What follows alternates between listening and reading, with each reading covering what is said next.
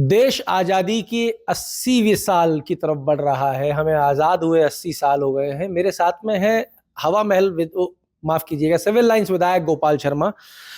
और इनका पिछले 41 साल का अनुभव है पत्रकारिता का। इनसे जानते हैं कोई ऐसा किस्सा जो इस 80 साल की जो हमारा उत्सव है इसको और बड़ा और महत्वपूर्ण बना दे। साहब, आपके पास खजाना है अनुभव का। आपने राजनीति भी नजदीकी से देखी है, आपने पत्रकारिता भी दबंगाई के साथ की है, आपकी वो पुस्तक भी आई थी।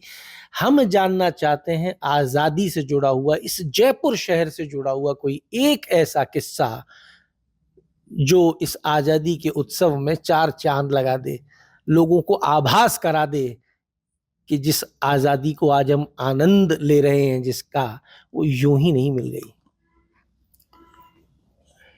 सबसे पहले तो मैं अमर उजाला के प्रति कृतज्ञ हूं कि वो अमरता के साथ और उजाले के साथ काम कर रहा है। दूसरी चीज ये है, आपने ऐसा विषय उठाया है जो अत्यंत महत्वपूर्ण होते हुए भी अदृश्य है अभी तक। आजादी के आंदोलन के दौरान हमारे जो यहाँ के महाराजा थे, उनके और कांग्रेस के नेताओं के बीच समझौता हो गया था। समझौता ये हो गया था कि वो तो पकड़ेंगे नहीं और ये आजादी का आंदोलन चलाएंगे नहीं। जयपुर के महाराजाओं के बीच? हाँ, मैं जयपुर की स्थिति आपको बता रहा हूं। और ऐसी स्थिति के अंदर यहां की जनता जागी और उस जनता ने कभी भी आजादी के आंदोलन को चुप नहीं रहने दिया। और जब जमनालाल जी बजाज जयपुर सत्याग्रह के अंदर गिरफ्तार कर लिए गए और जेल भेज दिए गए, उस समय महात्मा गांधी ने जयपुर के आंदोलन को संभाला और इस तरह से संभाला। वो एक बार तो पहले आए ही थे जयपुर शुरू में, उसके बाद 1902 में, उसके बाद में एक बार ट्रेन की तरफ से निकले। और सबसे महत्वपूर्ण ये है, उन्होंने 20 आर्टिकल जयपुर के ऊपर हरिजन में लिखे, जयपुर के ऊपर महात्मा गांधी ने। और उसके हेडिंग इस तरह के थे, जयपुर, उसके हेडिंग थे जयपुर सत्याग्रह। और उस समय के एक प्राइम मिनिस्टर ब्यूचैम्प, उन्होंने कहा कि हम तोप से कुचल देंगे आंदोलन को। तो महात्मा गांधी ने हरिजन पर लिखा, भारत में तोप चलाने वाला नहीं रह पाएगा, और ब्यूचैम्प को छोड़ करके पद जाना पड़ा। तो ये जो जयपुर का इतिहास है और जयपुर का जो सत्याग्रह है और महात्मा गांधी का सीधे संबंध, महात्मा गांधी से राय लेने के लिए विभिन्न विषयों के ऊपर वहां जाते थे साबरमती, अपने ये जमनालाल जी बजाज, हरिभाऊ उपाध्याय, ये सब जाकर के उनसे राय लेते थे और निर्देश देते थे। जमनालाल बजाज तो बड़ा नाम हो गया। जयपुर की बात करें तो राजाओं ने समझौता कर लिया कि हम यहाँ पे सत्याग्रह करेंगे नहीं, और अंग्रेजों ने कहा ठीक है हम तुम्हें पकड़ेंगे नहीं। ये तो एग्रीमेंट हो गया। इसको लीड कौन कर रहा था जयपुर को? क्योंकि कोई भी आंदोलन गोपाल जी बिना पैसे के नहीं चलता। देखिए, उस समय तो जमनालाल जी बजाज कर रहे थे, गिरफ्तार हो गए। और फिर क्या हुआ, यहाँ पर बाबा हरिश्चंद्र थे, जो बाबा के नाम पे वो बाबा हरिश्चंद्र मार्ग है, उन्होंने आजाद मोर्चा बनाया। और 6-6 घंटे तक वो भाषण देते थे, एक बार खड़े होकर के। कई बार, 1-2 बार के ऐसे भी किस्से आते हैं जब वो ऑफिस जाते समय भाषण दे रहे होते थे और ऑफिस से लौटते समय उनका भाषण चल रहा होता था। मतलब आदमी सुबह जा रहा है तो भाषण शुरू हुआ है और लौटा है तो भाषण। और वो केवल एक ही बात कहते थे कि देश की जनता की हिस्सेदारी के बिना देश का विकास संभव नहीं है, देश की आजादी संभव नहीं है। इसके लिए तो हमको शामिल ही होना पड़ेगा। और वो उस समय की कहावतों के अनुसार, एक बहुत मजेदार कहावत है जो बोल देता हूं।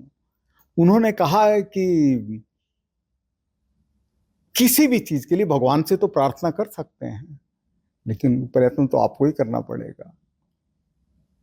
और वो किसी भी मामले में कहते थे। जयपुर के सत्याग्रह का, जो जयपुर सत्याग्रह महात्मा गांधी ने भी अपने हरिजन में लिखा, सत्याग्रह का आजादी की लड़ाई में कोई फर्क पड़ा क्या, कोई भूमिका रही क्या, जयपुर नहीं। से राजस्थान भर में अलग जगी क्या? देखिए, आपने जयपुर के अंदर जब सत्याग्रह हुए आजादी के लिए, तो ये जौहरी बाजार और ये सब जनता से भर जाते थे। महिलाएं घरों से निकल जाती थी और वंदे मातरम, भारत माता की जय के नारे लगने लग जाते थे। और यहां तक कि जब देश आजाद हुआ तो जयपुर के अंदर आजादी का जश्न 15 अगस्त को मनाया गया, झंडा फहराया गया। अगर उस समझौते के तहत ही चलते रहते तो कैसे संभव होता तो ये? गोपाल जी, आज भी एक प्रथा देखी जाती है जयपुर के अंदर कि बड़ी चौपड़ के ऊपर आमने सामने मंच लगता है, हाँ, पक्ष और हाँ, विपक्ष दोनों बिल्कुल, का। बिल्कुल, बिल्कुल। ये कब से लग रहा है और क्यों लग रहा है? देखिए, मेरे को अधिकृत उसकी जानकारी नहीं कब से लग रहा है, लेकिन ये बड़ी चौपड़, जौहरी बाजार, चांदपोल, ये हमारी आजादी के केंद्र बिंदु रहे हैं। उस सत्याग्रह के, उस सत्याग्रह में उन्हीं गलियों में से लोग निकलते थे। और इमरजेंसी में भी ये हुआ, जब श्रीमती इंदिरा गांधी ने इमरजेंसी लगाई तो हमारे लोगों ने यहीं पर सत्याग्रह किए, इन्हीं पॉइंट्स के तो ऊपर। क्या जयपुर का वो सत्याग्रह महात्मा गांधी और जमनालाल बजाज की द्वारा जलाई हुई अलख, वो ठेठ सिंध तक पहुंची थी क्या? यहीं से गई थी क्या वो ज्वाला? क्या इसको माना जा सकता है? देखिए, महात्मा गांधी के नेतृत्व में राजशाही में जो 2 जगह आंदोलन हुए, भारत के इतिहास में 2 ही जगह आंदोलन हुए जहां राजशाही थी, एक तो राजकोट और दूसरा जयपुर। राजकोट उन्होंने संभाला और यहां जमनालाल बजाज ने संभाला। दोनों का नेतृत्व कर रहे थे महात्मा गांधी और इसके विरोध में थे पूरी कांग्रेस। लेकिन गांधी जी चूंकि खुद हस्तक्षेप कर रहे थे। पूरी कांग्रेस विरोध में क्यों थी? पूरी कांग्रेस इसलिए विरोध में थी कि वो अलग अलग चीजों में लगी हुई थी।